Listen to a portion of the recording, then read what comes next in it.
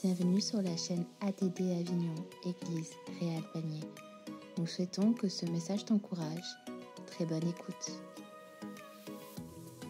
Bonjour à toutes et à tous. Donc, je m'appelle Philippe Jallifier-Talma et je viens des Hauts-de-France, donc de la ville d'Arras. Je suis donc pasteur sur cette petite ville d'Arras, 42-45 000 habitants, préfecture du Pas-de-Calais, en nord. Nous habitons dans la banlieue lilloise, qui n'est pas très loin, qui est la préfecture du Nord. Ces deux petits départements, ils ne sont pas très grands, mais il y a énormément de population. Soyez bénis ce matin, comme je l'ai été, comme je le suis à chaque fois que je viens sur Avignon, puisque ce n'est pas la première fois. Depuis tout petit, comme je le dis, Avignon, c'est ma deuxième église. Vous m'avez fait tellement du bien, tellement de bénédictions que j'ai trouvées à chaque fois que je viens ici. À chaque fois, je suis ressourcé. D'entendre des voix, parfois on n'entend plus certaines voix parce qu'elles sont déjà parties, mais il y en a des nouvelles. Et chaque année, il y a de nouvelles voix, de nouvelles personnes, et ça fait tellement du bien de se reposer, parce que nous avons besoin aussi de repos. On n'arrête pas pendant toute l'année. Et quand on est là, ouf, ça fait du bien. Alors soyez bénis aussi. Depuis tout petit, j'entends la parole du Seigneur et particulièrement, j'affectionne Avignon parce que c'est ici où l'appel de Dieu pour le servir a résonné, alors que j'étais encore un adolescent. Et pour moi, c'est toujours avec beaucoup d'émotion de se retrouver ici et de partager la parole de Dieu pour la gloire de notre Seigneur. Amen. Gloire au Seigneur. Arras, c'est une petite ville, mais Arras, c'est une des premières églises Assemblée de Dieu de France. Vous savez que le mouvement de Pentecôte dans notre pays est arrivé par Le Havre avec le missionnaire Scott. Première église, Le Havre. Deuxième église, Liévin. Liévin, c'est juste au-dessus d'Arras. Et c'est le bassin minier, c'est là où il y avait les mines. C'est les deux églises les plus vieilles, Arras et Liévin, toujours associées. C'était un peu l'annexe. Et pendant des années et des années, il n'y a jamais eu vraiment de pasteur sur Arras. C'était le pasteur de Liévin qui faisait Arras, Liévin, et puis il tournait. Il y avait énormément de réunions et il y avait peu de développement pendant des années. Il y a 13-14 ans, toute la région, on avait prié, jeûné et essayé de trouver la volonté de Dieu, le plan de Dieu pour notre région et est né sur notre cœur de pouvoir établir un ministère sur Arras. Et c'est grâce à la mission intérieure qui nous a financés pendant 6 ans pour pouvoir venir sur cette ville et pouvoir travailler. Alors, on n'a pas séparé les églises, on a plutôt, dans une vision de fusionner, on a fusionné aussi avec d'autres petites églises vieillissantes, pareil, qui sont très vieilles, qui étaient originaires des églises polonaises ou italiennes, et l'église de Meurchin, l'église de Montignan-Guel. On est là en train de travailler ensemble, en communion, en bonne fraternité, et des églises se développent. Aujourd'hui, on a, comme ici, comme dans toute la France, beaucoup de gens qui viennent parce que, soit par Internet ou parce qu'il y a une recherche de la volonté de Dieu, du plan de Dieu, ou une recherche spirituelle, et ils viennent dans nos églises et ça se développe. Merci au Seigneur pour cela. Gloire à Dieu.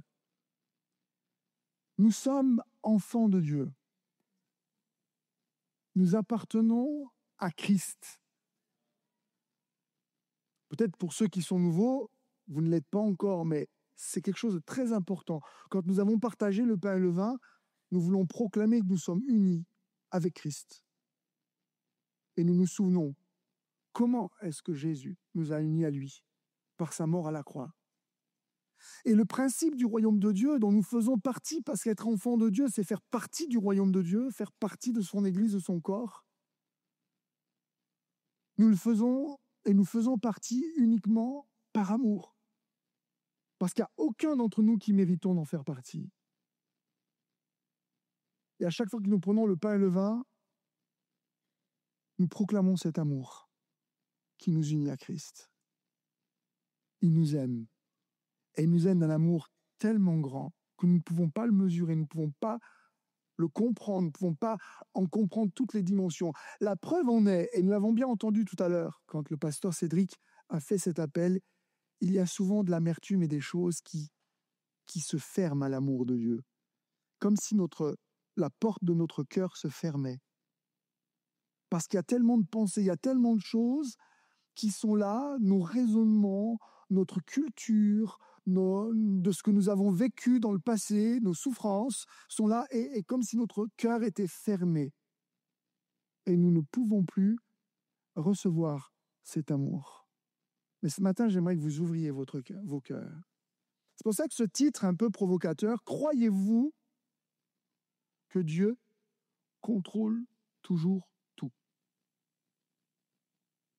Parce qu'on est tous là en train de dire, ben oui, amen, c'est vrai. On le sait, de toute façon, on connaît la doctrine, on connaît la Bible, mais peut-être si vous ne le connaissez pas, voilà, c'est quelque chose d'important que vous puissiez réaliser, c'est que Dieu est toujours au contrôle. Depuis le commencement jusqu'à la fin. Quand il a créé toute chose, quand il a créé l'univers, il était au contrôle.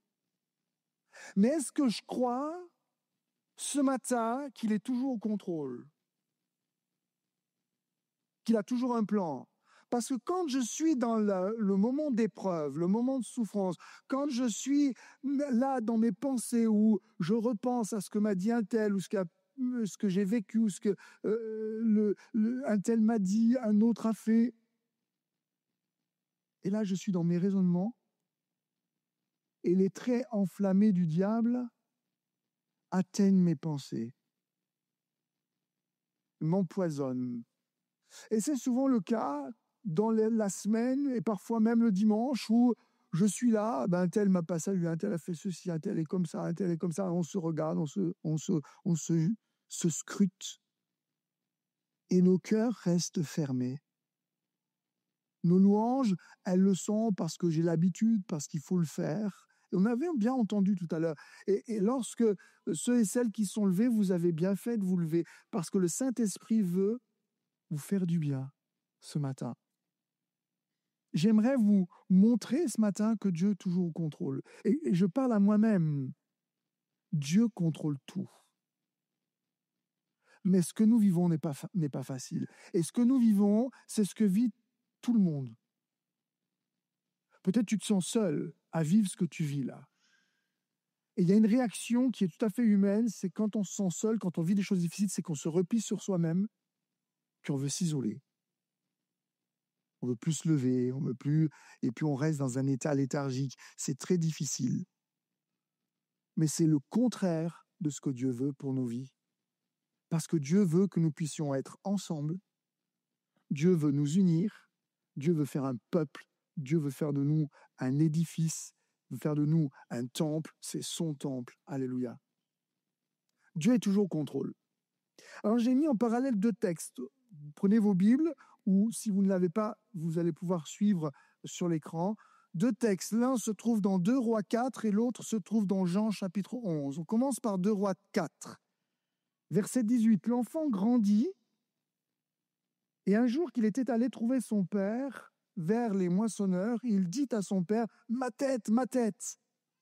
Le père dit à son serviteur, « Porte-le à sa mère. » Le serviteur l'emporta, l'amena à sa mère, et l'enfant resta sur les genoux de sa mère jusqu'à midi, puis il mourut. Elle monta, le coucha sur le lit de l'homme de Dieu. L'homme de Dieu, c'est Élisée. Elle ferma la porte sur lui et sortit. Elle appela son mari et dit, « Envoie-moi, je te prie, un de tes serviteurs et une des ânesses. Je veux aller en hâte vers l'homme de Dieu et je reviendrai. » On saute au verset 28. Alors elle dit à Élisée, parce qu'elle est là-bas, « Ai-je demandé un fils à mon Seigneur ?» On remonte dans le temps, elle était stérile, elle n'avait pas d'enfant, et l'Élysée lui annonce, selon la parole de Dieu, qu'elle va avoir un enfant. L'enfant est né, l'enfant est là, l'enfant grandit, et aujourd'hui l'enfant est mort. Ai-je demandé un fils à mon Seigneur? N'ai-je pas dit, ne me trompe pas? Et Élisée dit à Géasi, saint terrain, prends mon bâton dans ta main, pars, et si tu rencontres quelqu'un, ne le salue pas. Si quelqu'un te salue, ne lui réponds pas. Tu mettras mon bâton sur le visage de l'enfant. La mère de l'enfant dit, l'Éternel est vivant, ton âme est vivante, je ne te quitterai point. Il se leva et la suivit. Géasi les avait devancés, et il avait mis le bâton sur le visage de l'enfant, mais il n'y eut ni voix, ni signe d'attention. Il s'en retourna à la rencontre d'Élisée, lui rapporta la chose en disant « L'enfant ne s'est pas réveillé ». Lorsqu'Élisée arriva dans la maison, voici l'enfant était mort, couché sur son lit. Élisée entra, ferma la porte sur eux deux, pria l'Éternel. Il le monta, se coucha sur l'enfant, il mit sa bouche sur sa bouche, ses yeux sur ses yeux, ses mains sur ses mains. Il s'étendit sur lui, et la chair de l'enfant se réchauffa. Élisée s'éloigna, alla çà et là par la maison, puis remonta et s'étendit sur l'enfant, et l'enfant éternua 7 fois. Il ouvrit les yeux. Élisée appela Géasi et lui dit « Appelle cette Sunamite ». Géasi l'appela, et elle vint vers Élisée, qui dit « Prends ton fils ». Elle alla se jeter à ses pieds, se prosterna contre terre, elle prit l'enfant et sortit. Amen. Dans le Nouveau Testament, on a une histoire un peu similaire. Lecture, Jean chapitre 11, verset 1er. Il y avait un homme malade, Lazare, de Béthanie, village de Marie et de Marthe, sa sœur. C'était cette Marie qui oignit de parfum le Seigneur et qui essuya les pieds avec ses cheveux. Et c'était son frère, Lazare, qui était malade. Les sœurs envoyèrent dire à Jésus, « Seigneur, voici celui que tu aimes est malade. » Après avoir entendu cela, Jésus dit, « Cette maladie n'est point à la mort, mais elle est pour la gloire de Dieu, afin que le Fils de Dieu soit glorifié par elle. » Or, Jésus aimait Marthe et sa sœur et Lazare. Lorsqu'il eut appris que Lazare était malade, il resta 2 jours encore dans le lieu où il était. Et peut-être plusieurs dirent, comme Marthe et Marie, « Pourquoi ? Pourquoi t'es pas venu plus tôt ?» On saute au verset 20. Lorsque Marthe apprit que Jésus arrivait, elle alla au-devant de lui, tandis que Marie se tenait assise à la maison. Marthe dit à Jésus, « Seigneur, si tu eusses été ici, mon frère ne serait pas mort. Mais maintenant même, je sais que tout ce que tu demanderas à Dieu, Dieu te l'accordera. » Et Jésus lui dit, « Ton frère ressuscitera au dernier jour. » Alors, je le sais, répondit Marthe, il ressuscitera la résurrection au dernier jour. Jésus lui dit, « Je suis la résurrection et la vie. Celui qui croit en moi vivra quand même il serait mort. Et quiconque vit et croit en moi ne mourra jamais. » Crois-tu cela ? Elle lui dit, « Oui, Seigneur, je crois que tu es le Christ, le Fils de Dieu, qui devait venir dans le monde. » Verset 32, lorsque Marie fut arrivée là où était Jésus et qu'elle le vit, elle tomba à ses pieds et lui dit, « Seigneur, si tu eusses été ici, mon frère ne serait pas mort. » Verset 41, ils ôtèrent donc la pierre et Jésus leva les yeux en haut et dit, « Père, je te rends grâce de ce que tu m'as exaucé. Pour moi, je savais que tu m'exauces toujours, mais j'ai parlé à cause de la foule qui m'entoure, afin qu'ils croient que c'est toi qui m'as envoyé. » Ayant dit cela, il cria d'une voix forte, « Lazare, sors !» Et le mort sortit, les pieds et les mains liés de bandes, le visage enveloppé d'un linge, et Jésus leur dit, « Déliez-le et laissez-le aller. Amen. » Difficile à comprendre pourquoi. Pourquoi ça se passe comme ça? Pourquoi Jésus n'est pas allé plus vite? Pourquoi le fils est mort? Pourquoi il a eu un fils? Pour qu'il meure? Pourquoi je vis ceci? Pourquoi je vis cela? Non, c'est pas comme ça qu'on réagit. Je réagis toujours comme ça. La première réaction qu'on a, dès que Marthe et Marie ont vu, mais si tu avais été plus vite, si tu avais été ici, tu ne serais pas mort.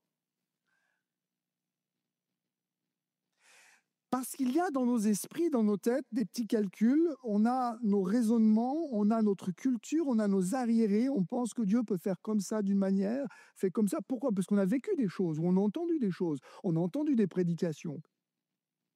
Et même si c'est les premières fois que nous venons, on a nos idées sur la religion. Parce qu'on a un arrière-plan, quelle que soit la religion qui est en arrière, on a nos idées.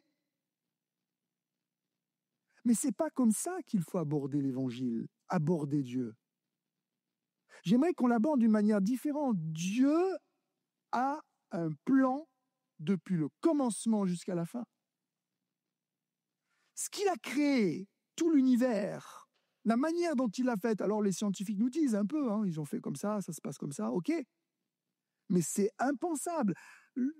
Les calculs qu'ils font et les probabilités pour que la vie puisse être là, rien que dans notre système solaire, il n'y a qu'une seule planète où il y a la vie, c'est la Terre.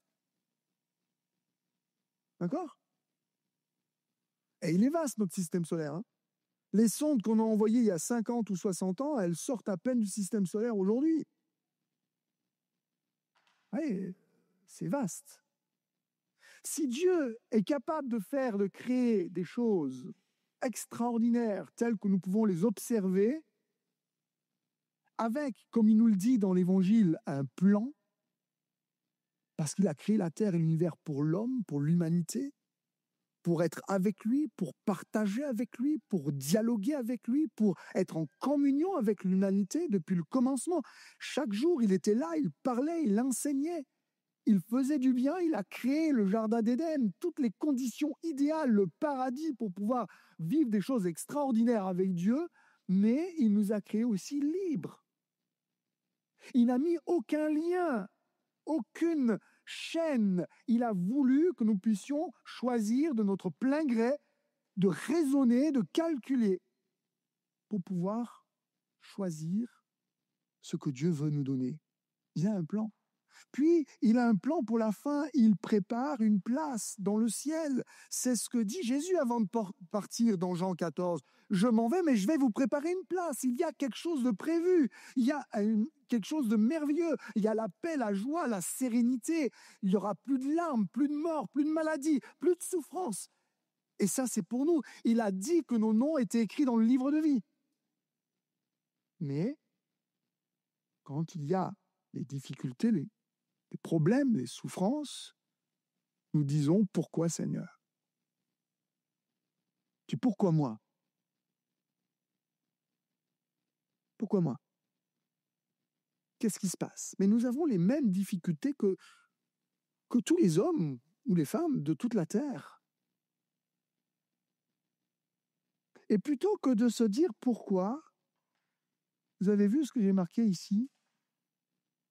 Puisque Dieu a un plan, si j'ai la foi dans le plan de Dieu, de poser plutôt une autre question, pour quelle raison je passe par là? Pourquoi, Seigneur, tu me fais passer par là? Quel est l'objectif? Parce que Dieu a un objectif. Et qui sera toujours le meilleur. Alors, le premier point que je veux simplement développer courtement, c'est que le Seigneur permet les circonstances difficiles, des tentations, des épreuves, il le permet. Et nous sommes toujours en train de dire, mais pourquoi, Seigneur, tu permets ça? Pourquoi ça se passe comme ça? Mais Dieu le permet parce qu'il nous aime et parce qu'il ne veut pas nous imposer quoi que ce soit. Il nous aime. Et il nous laisse toute cette liberté de l'aimer en retour. Il nous a aimés le premier, nous dit l'Écriture. Il nous aime. Il t'aime. Il m'aime. Et tout ce qu'il fait, c'est par amour pour moi. C'est par amour pour toi. Cet amour, on a du mal à y rentrer, à le saisir. Et cet amour, il l'a prouvé, et c'est ça le principe du royaume de Dieu, il l'a prouvé en donnant sa vie.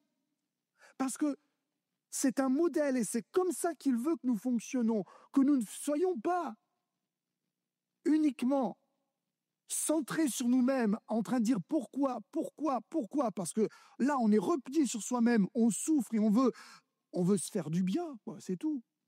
Puis les autres, on s'en fiche. Et Dieu nous a montré qu'il n'est pas venu pour son propre bien, mais il est venu pour nous, pour moi, pour toi. Et il donne sa vie. Il est prêt à mourir pour les autres.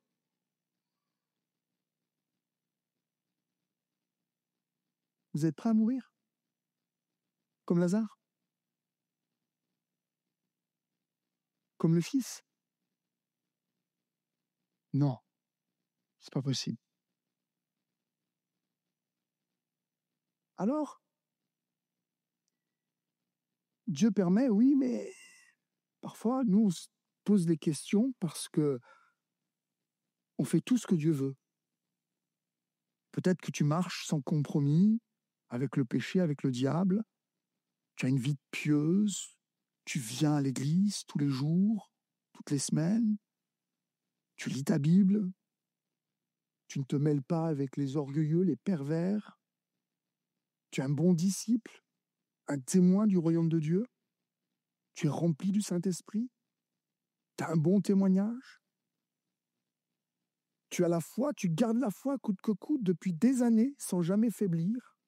Et pourtant, tu te retrouves seul et tu dis pourquoi moi? Et quand tu regardes les autres, ben lui il a fait ci, mais lui il est comme ça. À quoi ça sert de garder sa vie dans la justice, dans la droiture, alors que les autres y réussissent? Ça me rappelle un certain psaume d'Asaph.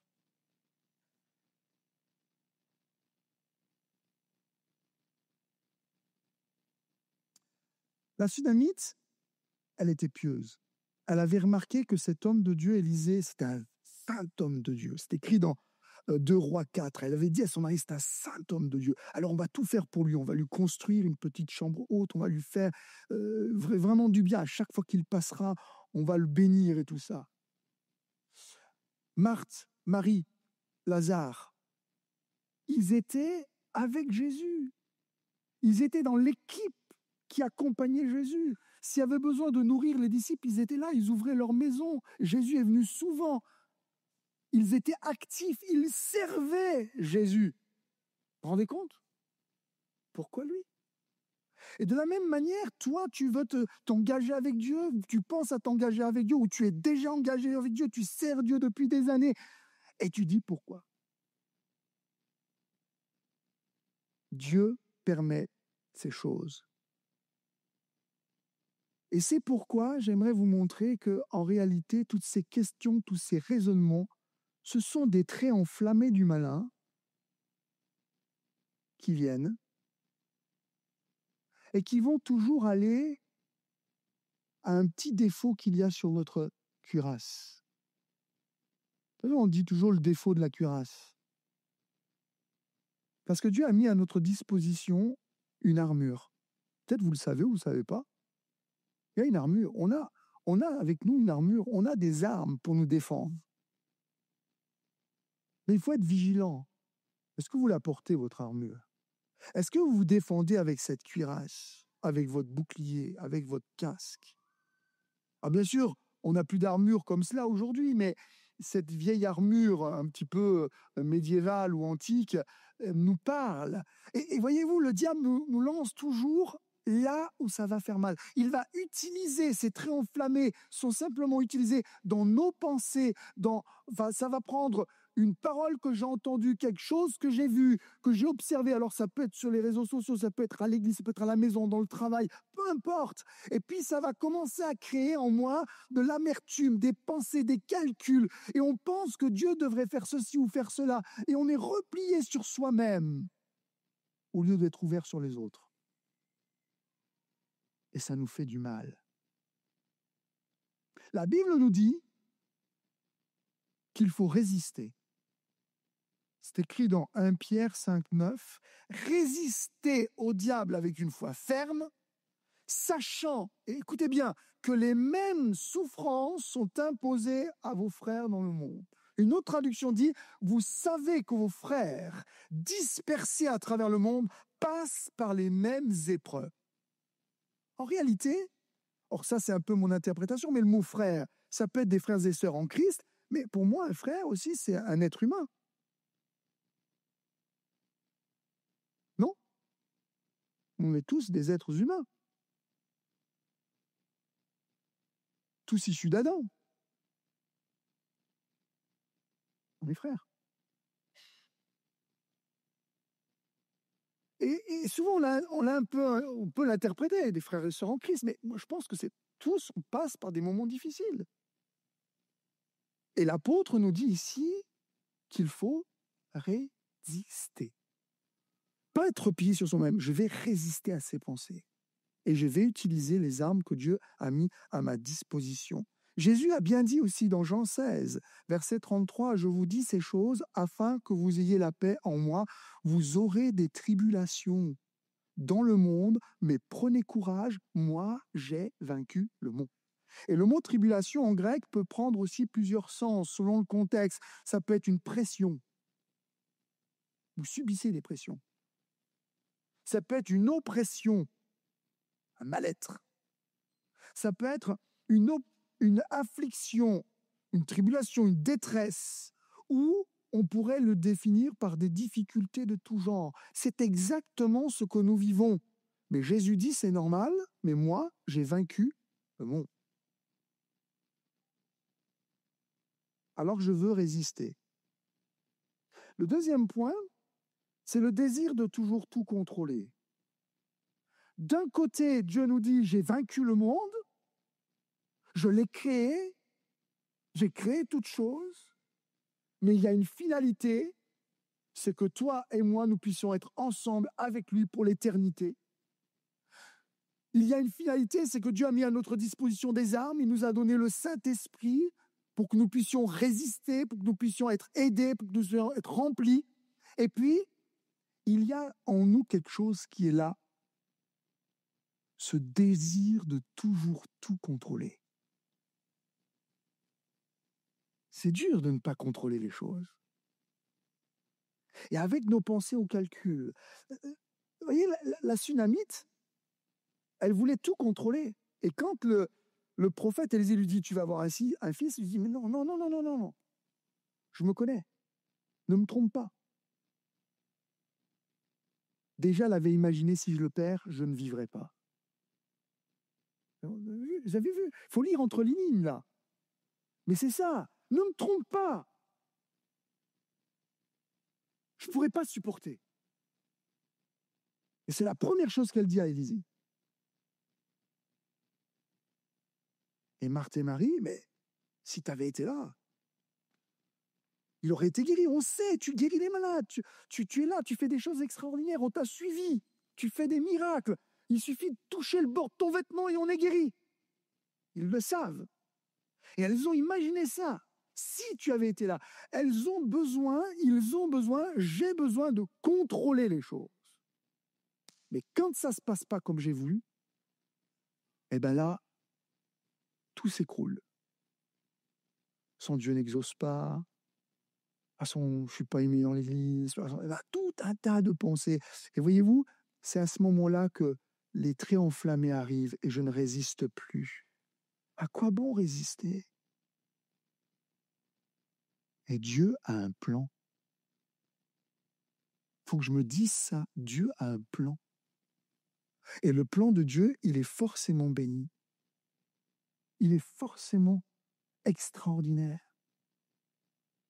Jacques avait bien écrit ce qui se passe dans nos cœurs.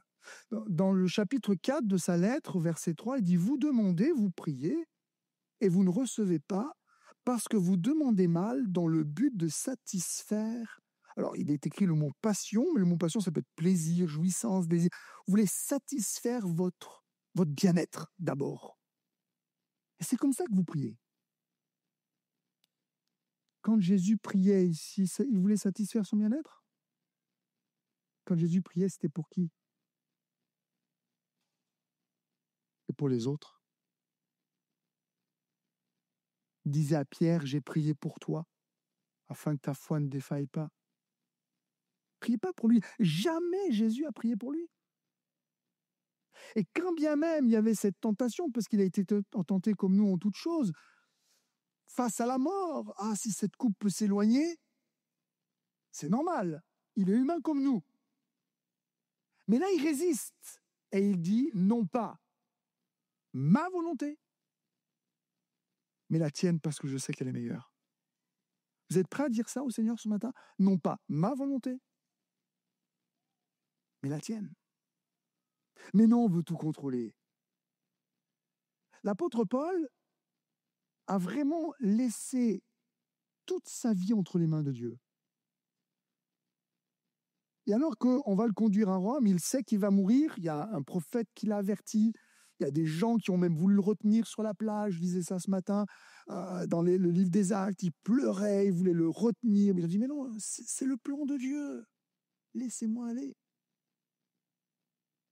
Alors qu'il est là, sur l'île de Crète, il va dire au capitaine du bateau, au centenier qui le tenait prisonnier, il vaut mieux qu'on reste là parce que pour le bateau, ça va être mauvais. C'est pas bon de prendre la mer en ce moment. Alors ils ont entendu, ils ont réfléchi, et comme ils ont vu qu'il y avait un petit soleil, un bon petit vent favorable, ils ont dit, ah, c'était marqué dans Acte 27, un léger vent du sud vint à souffler, et se croyant maîtres de leur dessein, ils levèrent l'ancre et ils côtoyèrent l'île de Crète, etc. On se croit maître, hein. On veut contrôler. Mais là, on tombe dans des tempêtes.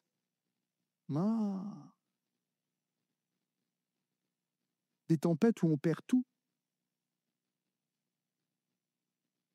Et là, pourquoi, Seigneur? Pourquoi, Seigneur? Tu ne m'écoutes pas. Ça peut être une des réponses. Mais le Seigneur répond jamais comme ça. Au cœur de la tempête, Paul va dire, vous avez juste prévenu, mais rassurez-vous. Tout de suite, il leur dit, rassurez-vous, personne ne va mourir. Ah, on va perdre le navire, on va perdre la cargaison, on va perdre ça, mais personne ne va mourir. Parce qu'il y a encore un plan. Il y a un plan. Seigneur, pardonne-moi parce que je ne suis pas assez confiant. Et je crois maîtriser les choses, je veux maîtriser. Aide-moi à m'abandonner entre tes mains. Amen. Alors pour cela, il faut se souvenir, premièrement, que Dieu est puissant et que tout lui obéit. Il suffit d'un mot et les choses se font. Souviens-toi de ça. C'est un moyen d'avoir ton armure sur toi. Souviens-toi que Dieu est puissant et que tout lui obéit. Deuxièmement, souviens-toi que tout comme il a pu organiser l'univers, son plan qu'il organise pour toi, il est bien ficelé. Il ne se trompe pas dans ses calculs. Ce ne sera jamais pour ton malheur. Troisièmement, Dieu ne t'abandonne pas parce que tu as confiance en lui et tu mets ta foi. C'est pour ça que je mettais en début, crois-tu que Dieu contrôle tout? Crois-tu? C'est une question de foi. On ne te demande pas d'avoir une preuve ou pas une preuve, on te demande de croire. Et enfin, quatrièmement, souviens-toi que Dieu te protège toutes circonstances. Il te protège parce qu'il est le bon berger et qu'il prend soin des brebis. Alors, si Dieu prend soin des animaux comme un berger, prends cet exemple, il va prendre soin de ta vie en toutes circonstances. Je conclus avec ce dernier point.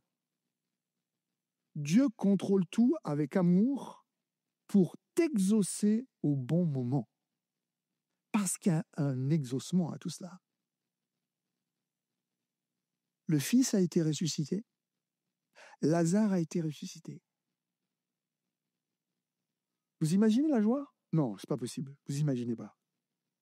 Faut le vivre pour exprimer cette joie. La joie de cette maman de retrouver son fils en pleine vie. Ne me trompe pas, qu'elle a dit. Mais Dieu ne trompe pas. Comment Comment peut-on imaginer que Dieu peut nous tromper? Vous voyez, vous avez cette idée-là.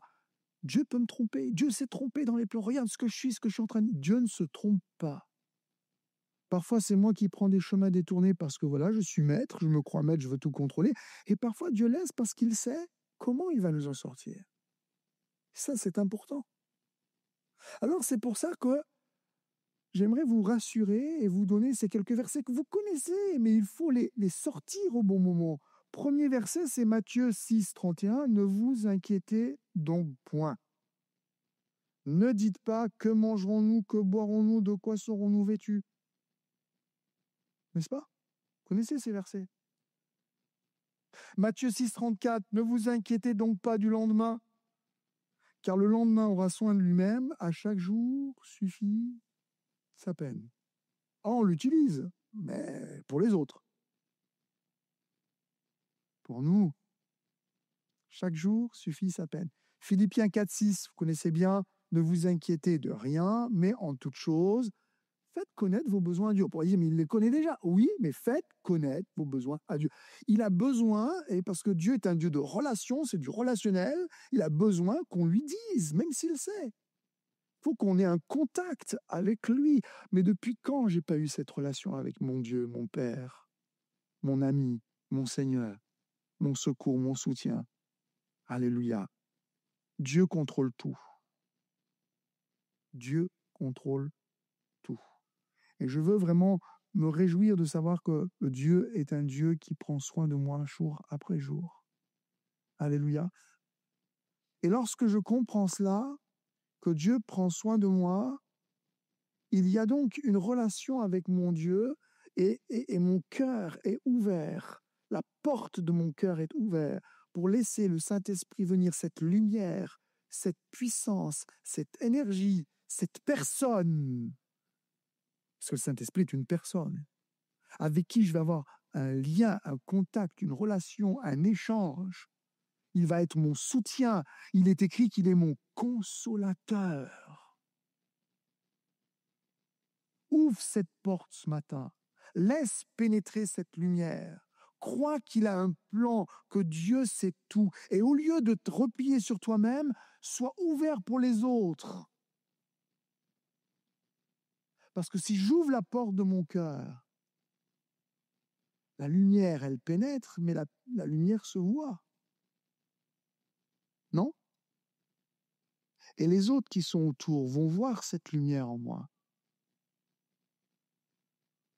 Et cette lumière va attirer les autres, va permettre que les autres puissent aussi ouvrir leur cœur. C'est dans cet objectif-là. C'est pas pour moi-même, c'est pas simplement pour que je m'en sorte, que je sois bien, mais c'est aussi pour que les autres,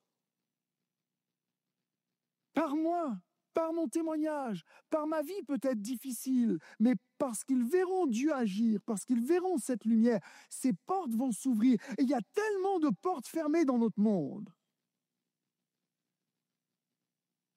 Vous le savez. Vous écoutez les discussions dans vos familles, dans le travail? Négatif, négatif, négatif, négatif.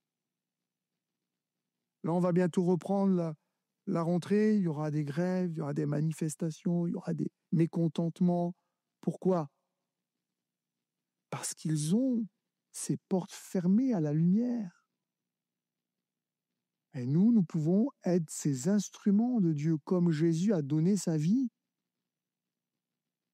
Sommes-nous prêts à donner notre vie? Alors c'est vrai que c'est pas rien, hein? Mais la finalité, c'est pas ici, c'est là-haut. Je vais vous préparer une place. Alors je termine avec ce verset, je vous laisse ce verset avant de prier.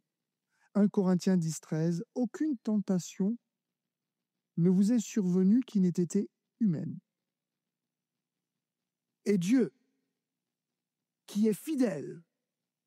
Or, tous les chants que nous avons chantés ce matin, ça se rejoint avec la prédication. Dieu est fidèle, Dieu est bon, tout bon. Et nous l'avons chanté, hein. Est-ce que ça a pénétré votre cœur? Dieu est bon. Non, souvent on le chante et puis ça ne pénètre pas. Dieu est fidèle. Il ne permettra pas que vous soyez tentés au-delà de vos forces. Et notre traduction, quand on regarde, c'est « ne dépasse ce que vous pouvez supporter ». Au-delà de vos forces, c'est que ça ne dépassera jamais ce que vous pouvez supporter. Vous savez que nous, les hommes, dès qu'on se fait un peu mal, le taux de douleur, de supporter, tout ça. Mais Dieu sait, il n'ira jamais au-delà de ce que vous pouvez supporter. Mais avec la tentation ou avec l'épreuve, il préparera aussi le moyen d'en sortir afin que vous puissiez la supporter. Le moyen d'en sortir. Mais oui, il y a une issue. Amen. Mais oui, il y a une issue. Et c'est ça que je veux dire dans mon cœur. Seigneur sait, il va me faire passer par ces chemins-là et ce que je vis, ce que je vais vivre, je ne veux pas craindre l'avenir. Alors c'est vrai que on entend des guerres, des bruits de guerre, notre pays, on s'arme, ça peut faire peur. Nous n'avons pas à craindre. Nous n'avons pas à craindre. Nous devons sauver et être des instruments pour le salut de tous ces gens qui sont autour de nous. Amen. On prie quelques instants, je vous invite à vous recueillir, à baisser vos têtes. Et ensemble, nous voulons prier le Seigneur, demander sa grâce, afin qu'il puisse toucher nos cœurs, nous aider à ne pas nous replier sur nous-mêmes, et que son Saint-Esprit nous donne la force de prendre ses armes. Prenez par-dessus tout les armes, dans l'Épître aux Éphésiens. Et nous prenons ces armes pour arrêter les traits enflammés avec ce bouclier de la foi. Oui, je crois que tu peux tout, Seigneur. Oui, je crois, Seigneur, que tu contrôles toujours tout. Tu contrôles ma vie, tu contrôles les circonstances, tu contrôles les plans pour notre Église, tu contrôles pour mon travail, tu contrôles pour ma famille, tu contrôles pour mon foyer, tu contrôles pour ma maison, pour mes projets, tu contrôles tout, Seigneur. Mais il y a en moi toujours ce désir de vouloir contrôler par mes propres forces parce que j'ai des craintes, parce que j'ai des inquiétudes, parce que j'ai des peurs, parce que j'ai des arrière-plans. Seigneur, viens me guérir. Aide-moi à brûler ces racines d'amertume. Tu les enlèves. Et tu m'aides, Seigneur Jésus, à les abandonner, à abandonner mes idées préconçues, et à te faire confiance parce que tu es le Dieu créateur qui m'aime tel que je suis. En toutes circonstances, ton amour ne m'abandonnera jamais. Nous l'avons chanté, tu ne nous abandonneras jamais. Merci Seigneur de nous oindre de ton Saint-Esprit, de nous faire du bien ce matin. Dans le nom de Jésus, nous te prions. Amen. Soyez bénis. Merci d'avoir écouté ce message. Si tu apprécies ce podcast, alors abonne-toi et partage-le à ton entourage. Que Dieu te bénisse et à très bientôt.